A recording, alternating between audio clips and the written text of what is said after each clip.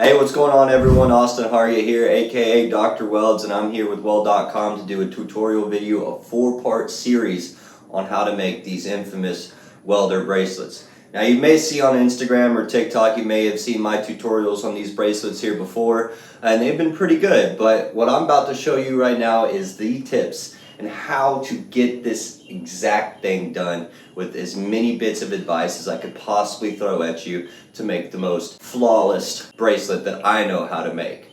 So stay tuned. We got 4 parts. First part's going to be twisting, second part's going to be welding, third part's going to be heating and shaping, and then the fourth part's going to be sanding and polishing. So stick around for all 4 parts and you'll be able to make your own welder bracelet.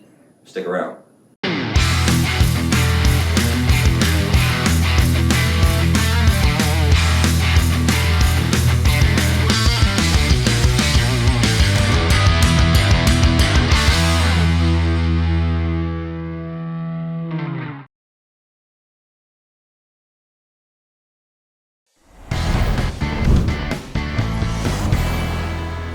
Alright, so like I said, part 1 of this 4-part series is going to be simply twisting your wire. Now a lot of people have questions as far as what size and what type and all that kind of stuff, so I'm going to go over the types of wires and the sizes that I use. One problem that most people seem to be having is that they want to be twisting their wire and they always find that it snaps, it breaks, or it curls up, or it gets in a bind, and there's a few things that you need to be kind of looking out for. I have 2 of the same types of wire here. Well, they're not the same. One's 309 and one's 316. Both austenitic stainless steels. They're both 3/32 size in wire. One of these wires here has got a stamp on it, right? It's got the stamped numbers on it that say 316. While as this one here has printed numbers. I don't understand it necessarily why they would manufacture it in 2 different ways, but what I have noticed, anytime that we use the wire that has the printed version, it seems to be a little bit more brittle. This is what I would prefer to use, is a 316L stainless steel with the stamped numbering systems. Now I use a bunch of different sizes. Here I have a 1/8 wire. Now I usually use 1/8. This one's a 316 as well. I usually use the 1/8 size wire as the straight pieces. I don't typically twist it. However, you can twist the 1/8. Like I got here, it's very heavy duty. One thing I like to do with the twisted 1/8 is kind of heat it and flatten it up with a hammer so that it kind of has a flatter look, and it also lines up better with all the other sizes. Because if I use different sizes of wire, I still try to make them all the same height. And if you're a welder, I don't like any high-low in my bracelet. Now you can also switch up to 16th inch wire. Here I've got some 16th inch wire twisted up. It's very small. It's very petite. I got right here some silicon bronze and some stainless steel. You can use silicon bronze. It's what I use best to get that kind of gold color to it. That's going to be your best bet as far as welding. And you can kind of tack to it. It is tricky to tack to because it's very easy to burn through, especially on a smaller size wire. And then of course I have copper. Okay, so that's a good big copper stainless 1/8 twist. And again, where I get the copper is I actually go straight to Home Depot. They have a spool of it. You can pull as much of it off as you want and feet, and it's fairly affordable. As far as the silicon bronze, I use Blue Demon brand silicon bronze. They had different sizes. You can order that stuff straight off of Amazon. So, and again, with as far as the stainless steel, you can also go to your local welding supply. They typically have this on hand, or you can order it off Blue Demon's website or Amazon itself. I try to avoid Amazon unless you're buying from a brand, because you never know what you're going to get. It might say it's one type of brand, but you might actually get something a little bit less quality. So I try to stay away from that. But again, you can use 3 different types of wire. Now as far as stainless steels, I try to stick around 308, 309, 316. And they all kind of work. Copper from Home Depot and silicon bronze, Amazon from Blue Demon. Now you can use 16th inch size wire, you can use 3/32 size wire, 1/8 size wire. I even have thicker size, some 3/16 size wire. I don't twist this. The problem with using really thick wire is when you get into building these bracelets and you start making them in the widths, or you start using thicker wire, they are a pain in the butt to bend. They're really hard to work. So I typically try to stay from making really wide, fat bracelets, even though some people like them a little bit more. But yeah, I try to stick to these few versions of it. Now I also have this size wire. If you can't tell, it's very thin. It's 045. It's like the same size as most flux core wire that you get in the industry. It's stainless steel. This is the wire that I use to weld with. Okay, so this is what I actually use to tack the bracelets together with. You can't use a filler metal. You can, but it makes it a little bit more challenging. You want to use a smaller wire to tack with than what you're actually tacking on, so that it melts before your other wires melt, right? And we'll get into that on part 2. But that's what I use as far as wires. Now let's try to twist some.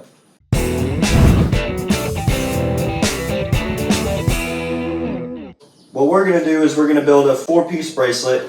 2 of those pieces are going to be straight sides. The outside pieces are going to be straight, and then the inside 2 pieces are going to be twisted. One forward and one reverse twist. Now people say, well, can't you just flip it over? It doesn't work like that. So again, I'll show you that here in a second. And you can use a combination of these twists. You can twist either tighter, looser, or reverse forward, and you can do it, and you can just stack it in with as many different types and sizes as you want to kind of form whatever band that you want.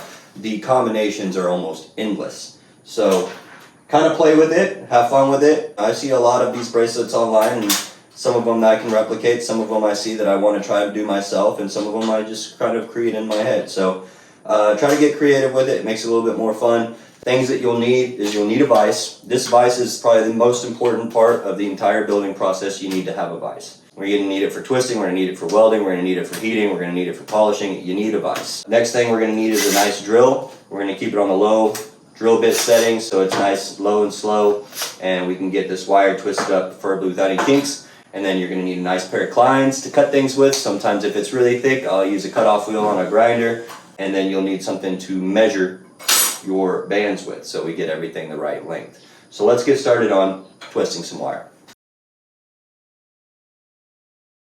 Hey guys, I'm Kevin with JMW Fabrication, the Welding Business Owners Podcast. Today, I'm throwing away all my anti-spatter because I found this stuff, Born Eye Guard. It works awesome. It's actually a ceramic spray that keeps spatter off of everything. As you know, spatter from welding and cutting builds up on everything that you work on, from your tables to your tips to your cups to your torch heads and everything like that. This stuff is actually a ceramic spray that you spray on real lightly. It's a nice white powder, and it doesn't even let it stick at all.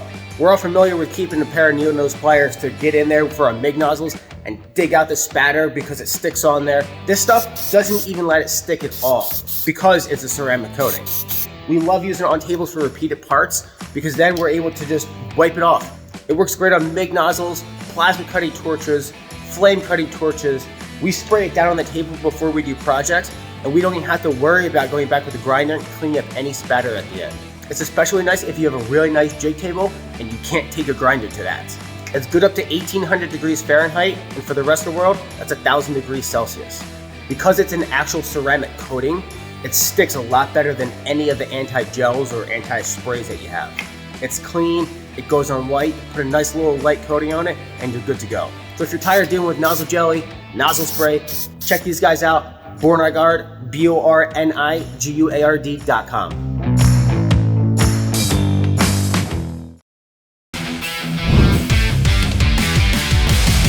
Now, like I said, you can use the 2 different styles of wire, one stamped, one not. The ones with the stamp on them, I like to take that stamp side and I'll cut that stamp off.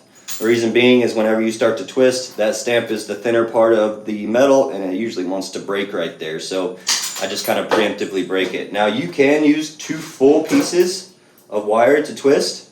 And that's what I'll probably just show you how to do it with this one and then with a longer section here in a second. And all you do is just simply fold them to the ends. Give it a squeeze here at the base. The side that's folded, get it in your vise. You want to make sure it's nice and tight.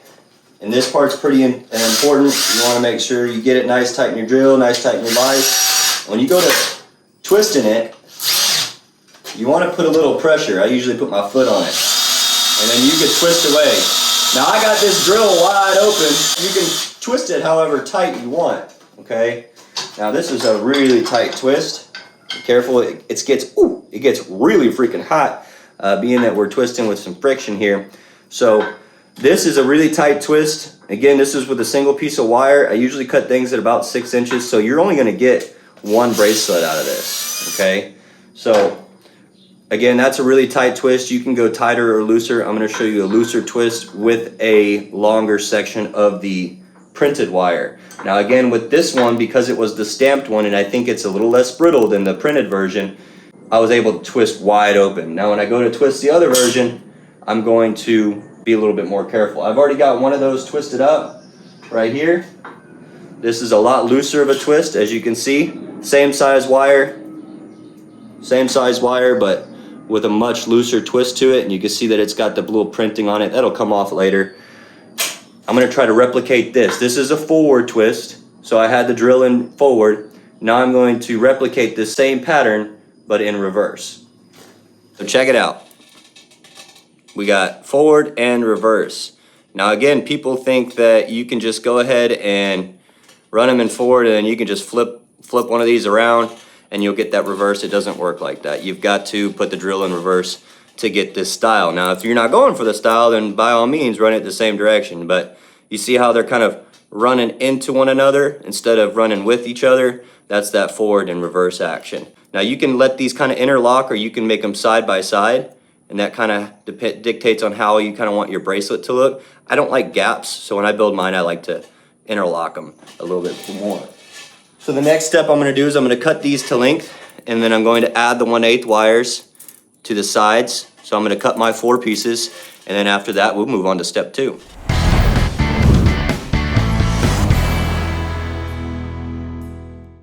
All right, so now we gotta cut things. So this is a pretty good piece. Sometimes you get some that are kind of wonky on one end, right? And you know, it's got a little bit of a curl, so I'll cut past that, throw that away, or I'll just cut this end and go from that end. This one's pretty good. You know, it's a little wonky here, so obviously I don't need that bit right there. I got a lot of stuff to play with right there. So again, like I told y'all could probably get 3 pieces out of this. 2 pieces of wire, whereas if we were to twist this one here, we got a lot less to work with.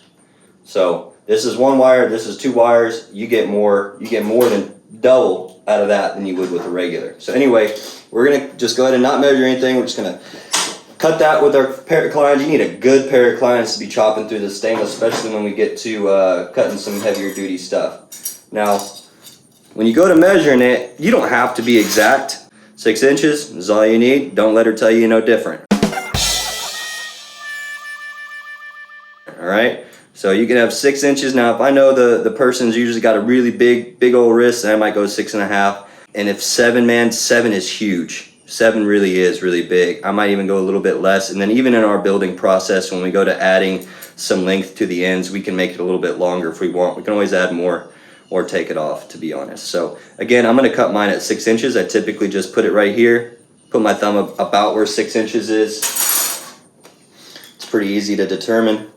And then I'll go ahead and make that cut. So that's it, that's 1 piece.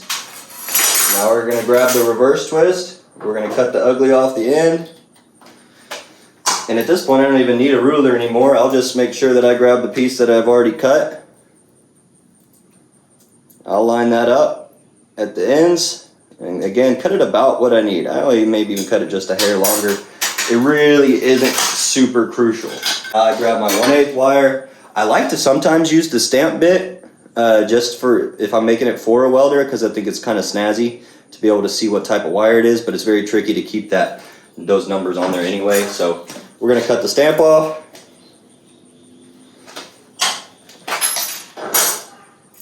And then we're going to line it up again to cut our straight sides. We need 2 of those. Obviously no forward or reverse on a straight piece. So there's that. That's it right there. We've got our 4 pieces. Right there, that's going to be our bracelet at the end of the day here. Alright, well that's it for this part 1 of the 4-part series, Twist and Wire for your welder's bracelet. We learned what sizes of wire we're able to use.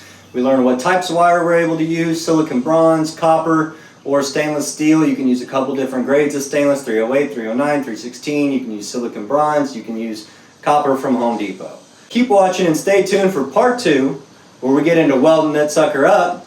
Like, follow, subscribe, and don't forget to tell your friends all about the Weld app.